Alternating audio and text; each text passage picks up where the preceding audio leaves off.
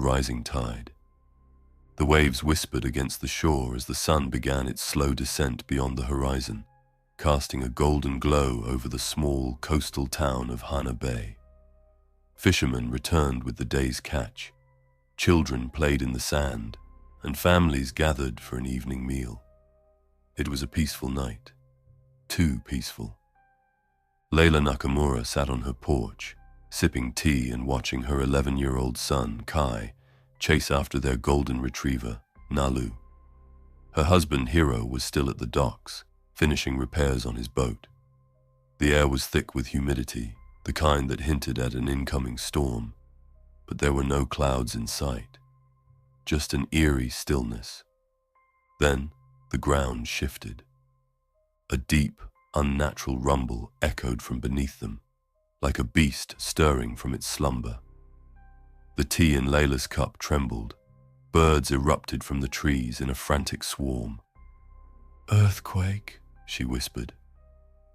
Kai stopped playing as the ground shuddered violently, sending a shiver of panic through the town. Layla grabbed the porch railing as the tremors grew stronger. Buildings rattled, windows shattered, and the earth groaned in protest. It lasted 40 seconds, an eternity of fear. Then, as quickly as it had come, the shaking ceased. For a moment, there was only silence. And then, the sirens. The tsunami alarms blared across town, piercing through the quiet aftermath of the quake. Layla's stomach twisted. She turned toward the sea, her breath catching in her throat. The ocean had vanished.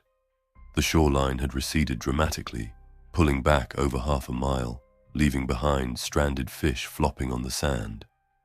Boats that had been floating just minutes ago now lay tilted on dry ground. A sickening realization gripped Layla. The earthquake wasn't the disaster this was. "Kai, get inside," she screamed. People poured into the streets, staring in horror at the disappearing water. Some foolishly ran toward the exposed ocean, curiosity overtaking reason. Others, recognizing the deadly sign, bolted for higher ground. Layla grabbed Kai's wrist and rushed into the house. She yanked a go-bag from the closet, the emergency pack they had prepared years ago but never imagined using. She slung it over her shoulder, snatched the car keys, and dashed out the door. "Hiro," she gasped, her heart pounding. He was still at the docks. She lifted her phone, her fingers trembling as she dialed. No signal. Layla turned to Kai. "We have to get to the evacuation point. Now." "But Dad." "I'll find him," she promised, though her voice wavered. The sirens screamed louder. Then the unthinkable happened.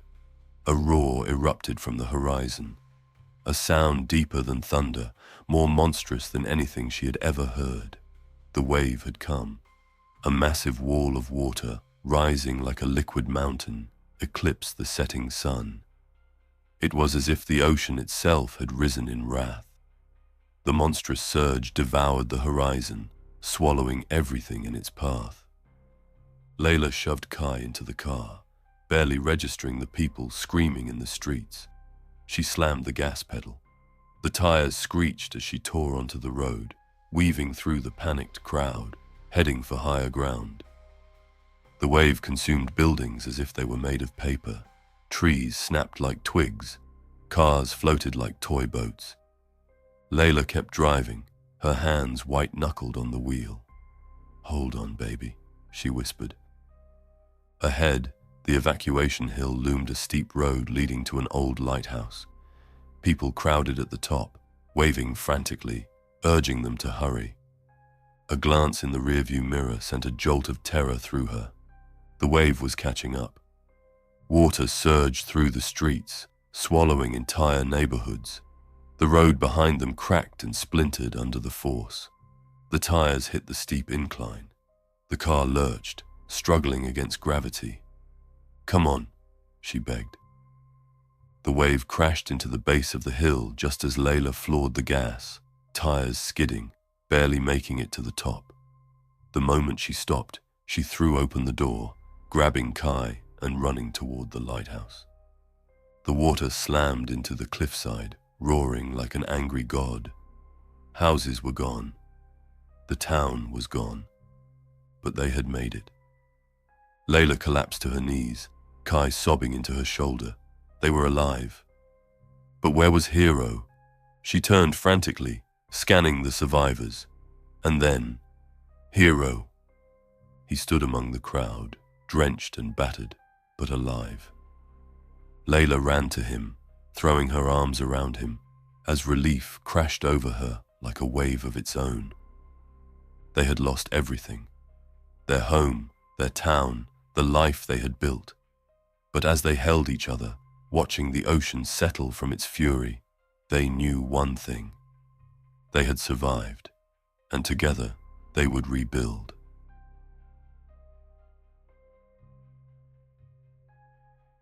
The tempest's wrath. The air was thick with moisture, and an eerie stillness settled over the town of Rockhaven. The usually vibrant coastal village, nestled against the Atlantic, had spent the last 2 days watching the sky churn with restless clouds. A storm was coming, and not just any storm. Hurricane Tiberius, a Category 5 monster, the likes of which the region had never seen before. Lucy Carter stood on her porch, her fingers gripping the wooden railing as she watched the ocean swell. The radio buzzed with warnings, urging evacuation, but Rockhaven was home, and leaving wasn't an easy choice. Her father, George Carter, an old fisherman who had weathered dozens of storms, insisted they'd be fine.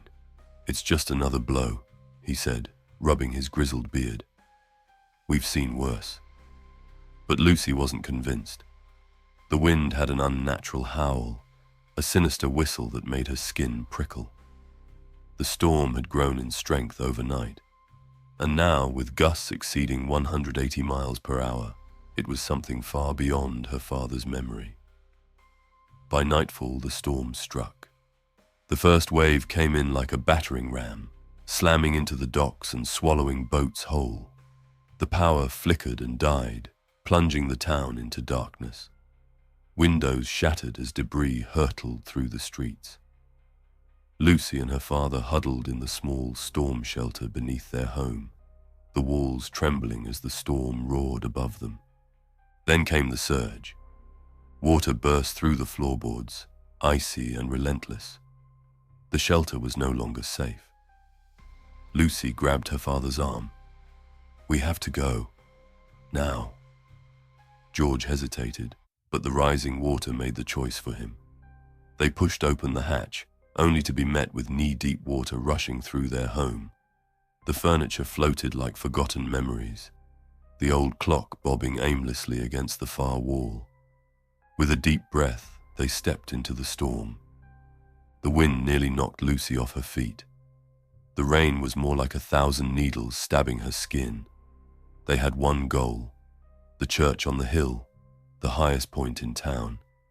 If they could make it there, they might survive. Lightning split the sky, revealing the destruction in brief, horrifying flashes.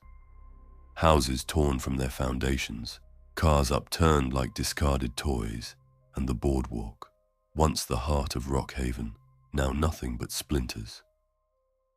Lucy held tightly to her father's hand as they waded through waist-deep water. Then, the current grabbed her.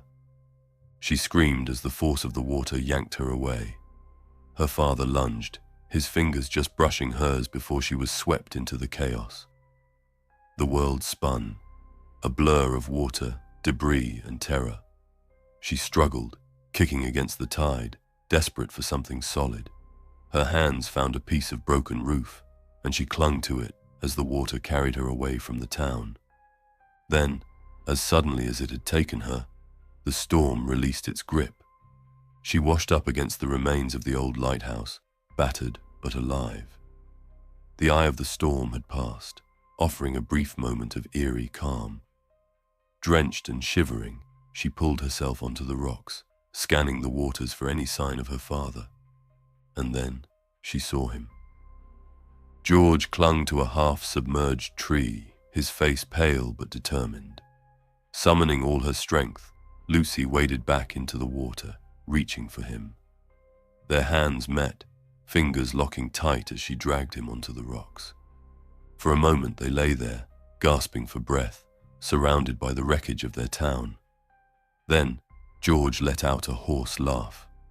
"Told you we'd be fine." Lucy wanted to be angry, to scold him for his stubbornness, but instead she just laughed, shaking her head. The storm was far from over. The second half would come, bringing more destruction, more loss. But in that moment, as father and daughter clung to the rocks, they knew one thing.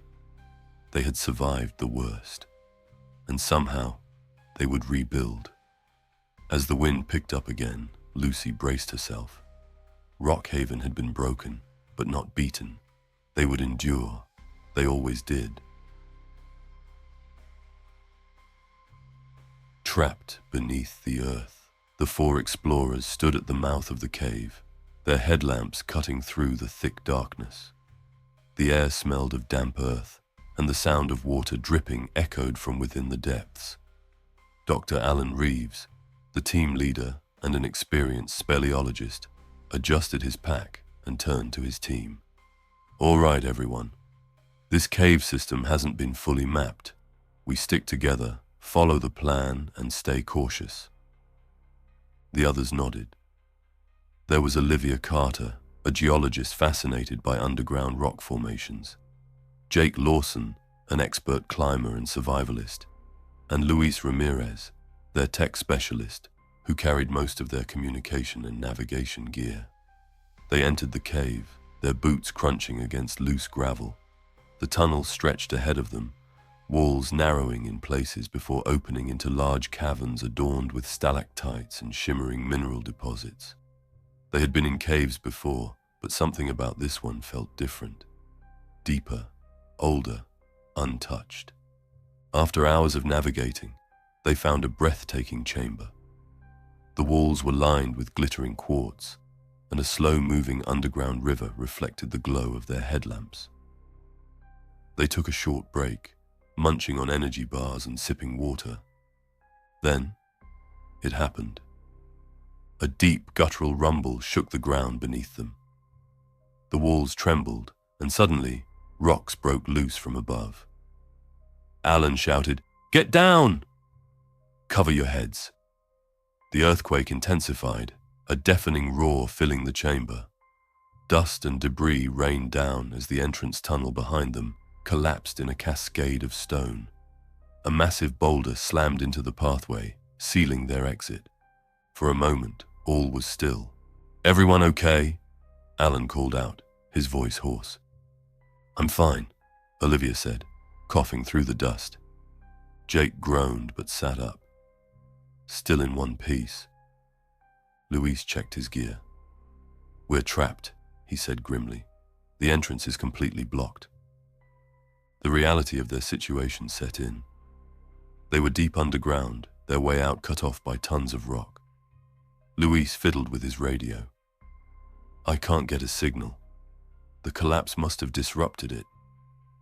Alan took a deep breath. "Okay, we don't panic. Let's check our supplies. We have water, food, and batteries. We have to find another way out." They gathered their packs and carefully examined the chamber. Olivia pointed to a narrow passage that seemed to lead further into the cave system. "This might be our only option. We should see where it goes."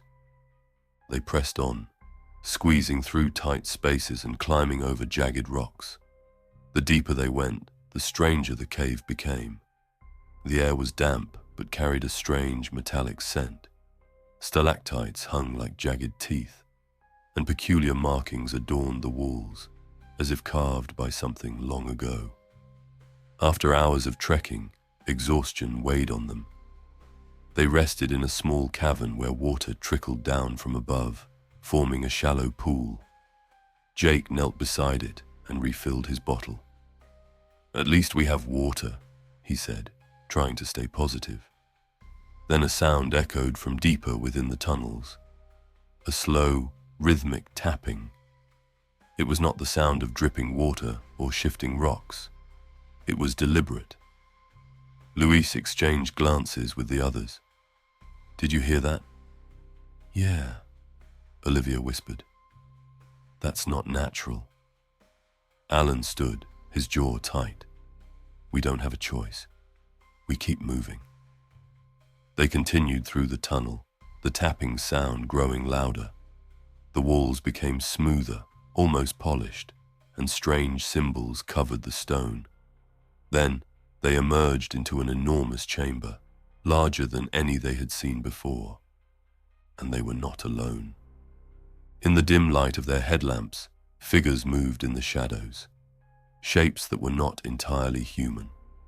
Their bodies were elongated, their limbs slightly too long, their eyes reflecting light like a predator's.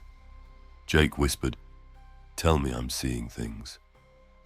One of the figures stepped forward. It was humanoid, but ancient-looking, with deep-set eyes and skin like cracked stone. It opened its mouth and let out a low, reverberating sound. The other figures joined in, their voices forming a strange, haunting hum that vibrated through the walls. Louis tightened his grip on his radio. "Alan, what do we do?" Alan took a cautious step forward, raising his hands to show they meant no harm. "We're lost. Our way out was destroyed. We need help." The creatures studied them, their unreadable expressions sending chills through the team. Then, without a word, they turned and began walking into the darkness, motioning for the explorers to follow. Olivia hesitated. "Do we trust them?" "Do we have a choice?" Alan replied. With no other options, they followed their mysterious guides, deeper into the earth, uncertain of whether they were heading toward salvation or something far worse. The silent storm. The forest stretched for miles in every direction, a vast, untouched wilderness. The group of five, Mark, Lisa, Aaron, Jess, and Kevin, had chosen this secluded spot for their weekend camping trip, eager to escape the noise of civilization. They pitched their tents beside a crystal-clear lake, the trees towering high above them, shielding them from the world beyond. The first night was perfect. They roasted marshmallows, shared ghost stories, and lay under the open sky, watching the stars. Mark, ever the planner, had packed enough food and water for the weekend. Lisa had brought the cooking gear. Aaron, the self-proclaimed adventurer, had the maps and compass. Jess and Kevin were responsible for entertainment, which included a Bluetooth speaker and their phones for music and pictures. The morning of the second day dawned bright and promising. They spent hours hiking through the dense forest, wading through a shallow stream, and even spotting a deer grazing in the distance. Everything seemed perfect, until Jess checked her phone. "Guys, my phone's at 3%, she said, frowning. "Mine's already dead," Kevin admitted with a chuckle. "Guess I was on it more than I thought." One by one, they checked their phones. Every single one was either dead or dangerously close to shutting off. "Wait," Mark said, turning to Lisa. "You brought the power bank, right?" Lisa's eyes widened. "I thought you packed it." A heavy silence fell over them as realization sank in. They had no power source, no way to charge their phones, and no way to contact the outside world. But it didn't seem like a big deal. They were only here for one more night. "No biggie," Aaron shrugged. "We've got everything we need. We're out here to disconnect anyway." They carried on with their day, swimming in the lake and cooking over the campfire, unaware of the storm brewing miles away. That night, the wind picked up. It rustled the leaves overhead, sending shivers through the trees. A low rumble of thunder rolled in the distance, but they dismissed it. At around midnight, Mark woke up to the sound of something howling through the trees. Not an animal, something much bigger, much angrier. He unzipped his tent and peered out. The sky had darkened unnaturally, thick clouds churning above them. The wind had picked up even more, whipping through the campsite with an eerie wail. "Guys, wake up!" Mark shouted, scrambling to his feet. One by one, the others emerged from their tents, blinking in confusion. The trees swayed violently, and a low, haunting roar grew louder. Then they saw it, a dark funnel forming in the distance, twisting and churning as it tore through the forest. "Oh my God," Jess whispered, eyes wide with terror. A tornado. They had missed the warning. "We need to find shelter. Now!" Aaron yelled over the wind. Panic set in. Their tents wouldn't stand a chance against the storm. The only structure nearby was a rock formation they had passed earlier. It wasn't much, but it was their only shot. "To the rocks!" Mark shouted. They ran as fast as they could, branches snapping around them, debris flying through the air.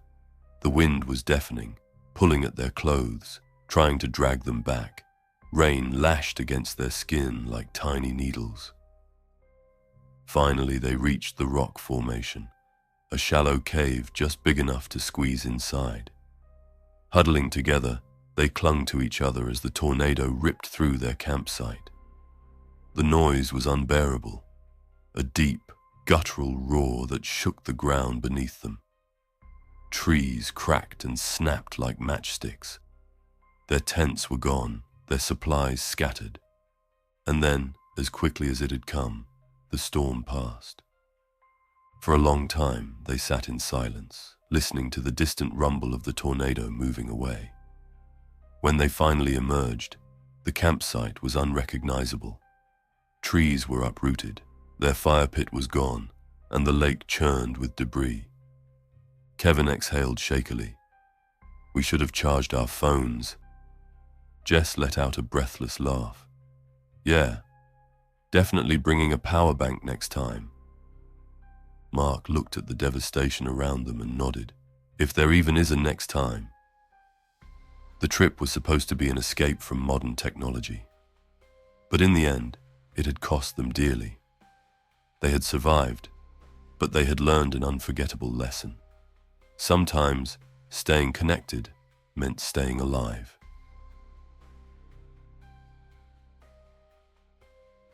The Forgotten Isle. The ocean stretched endlessly around them, a rolling expanse of deep blue waves. The fishing trawler Neptune's Fortune cut through the water, its hull slicing the surface as the crew pulled in their latest catch. Captain Jonas Reed stood at the helm, watching the sky darken on the horizon. "Storm's coming," he muttered, narrowing his eyes at the churning clouds. "Ain't nothing we ain't handled before, Cap," replied Gus, the boat's grizzled first mate. "We'll ride it out like always." But something about this storm felt different. The wind picked up unnaturally fast, slamming into the boat with sudden force. Within minutes, the waves grew monstrous, towering above the vessel like liquid walls. Rain poured from the heavens, so heavy it blurred the horizon. Thunder rumbled, deep and threatening, and soon the sky was split by jagged lightning bolts that illuminated the chaos. "Hold on!" Jonas bellowed as a monstrous wave crashed onto the deck. The ship groaned in protest, tilting wildly as the crew struggled to maintain control. Then came the sound every sailor dreaded, a deafening crack. The hull had split. Water surged in as the Neptune's Fortune was swallowed by the sea. The island. Jonas awoke to the feeling of rough sand beneath him, the scent of salt and decay heavy in the air. His head throbbed as he forced himself upright. Around him, scattered along the beach, were Gus, Danny, Marco, and Lou. "Everyone alive?" Jonas rasped, coughing up seawater. "More or less," Danny groaned, rubbing his bruised ribs. The wreckage of their boat lay in ruins a few hundred feet away, tangled in the jagged rocks lining the shore. Their supplies were gone, their radios useless. The island was a dense jungle, towering trees and thick vines stretching toward the sky. Birds called eerily in the distance. The place looked untouched, forgotten by time. "We need shelter," Gus said, scanning the dark clouds that still loomed overhead. "This storm ain't finished yet." They ventured inland, hacking through the foliage with salvaged knives. As they moved deeper, an unsettling feeling crept over them. The jungle was too quiet. No insects buzzing, no rustling from unseen animals, only the sound of the wind sighing through the trees. Then they found the first sign they weren't alone. A village, or what was left of it, stood in a clearing. Huts, half collapsed, were overgrown with moss and vines. Rusted tools and broken pottery littered the ground, abandoned for who knew how long. "Someone used to live here," Lou murmured, picking up a rotted spear. "But where are they now?" A distant growl echoed through the trees. The men tensed, exchanging wary glances. "Let's not stick around to find out," Jonas said. "We need to fortify. Whatever's out there, it's watching." The hunt begins. As night fell, the storm returned with a vengeance. Rain hammered the huts as wind shrieked through the trees like a wailing spectre. They huddled around a weak fire, the only warmth in the oppressive darkness. Then came the noises. Heavy breathing. The sound of something moving, circling them. "What the hell is that?" Marco whispered, gripping a makeshift spear. A shadow moved beyond the firelight. Then another. Low, guttural growls filled the air. Eyes, dozens of them, gleamed from the darkness. Then the attack came. A figure lunged from the jungle, humanoid but twisted. Skin stretched too tight over bones, eyes hollow and black, teeth jagged like a predator's. More followed, emerging from the trees with unnatural speed. Danny screamed as one tackled him, claws digging into his flesh. Lou swung his spear, impaling another through the chest, but it barely slowed down. The creatures were fast, relentless, like shadows given form. "To the huts," Jonas bellowed, shoving Gus toward cover. They barricaded themselves inside the largest structure, holding the door shut as the creatures howled outside, scratching at the wood. The storm raged, lightning flashing across their monstrous faces. Then, as suddenly as it had begun, the attack stopped. The creatures melted back into the jungle, leaving only the sound of the storm behind. Panting, Jonas turned to his crew. Danny was wounded but alive. Marco clutched his knife, knuckles white. Gus wiped blood from his face, eyes hard. "We're not alone on this island," Jonas said grimly. "And if we want to get off it, we're gonna have to fight." Desperate measures. Morning brought an eerie calm. The storm had passed, but the damage remained. The village, barely holding together before, now looked like a ruin swallowed by time. Danny's wound was worse than they thought. Infection was already setting in, his breathing shallow. "We need medicine," Gus said. "There's got to be something in this village we can use." Jonas nodded. "We split up. Gus and I will look for supplies. Marco and Lou, you stay here with Danny. If those things come back, don't hesitate." The search led them to an underground chamber beneath one of the huts. Inside, they found crude wooden shelves lined with glass vials filled with murky liquids, ancient tools, and what looked like dried herbs. "This place was more than a village," Gus murmured, holding up a small carved idol. "It was a damn cult." Jonas's stomach churned as he spotted a rusted cage in the corner, the bones of something humanoid locked inside. Whatever these people had worshipped, it had demanded sacrifice. They took what they could and rushed back. Danny was barely conscious, fevered and shaking. Gus did his best with the herbs they found, but it was a waiting game. Then, just as dusk fell, the creatures returned. This time, there was no hesitation. The men fought with everything they had: spears, knives, fire, anything to keep the horrors at bay. One by one, they fell, but not before Jonas and Gus managed to drag Danny toward the beach. Then they saw it. Wreckage. A small lifeboat from their ship had washed up, intact. "Our way out," Jonas shouted, but the creatures were closing in. They made a break for it, dragging Danny as fast as they could. The creatures shrieked, furious and desperate to stop them. Lou didn't make it. Marco barely stumbled onto the boat before Gus pushed off into the waves. As they drifted away, the creatures stopped at the shoreline, their hollow eyes watching, waiting. The survivors didn't look back.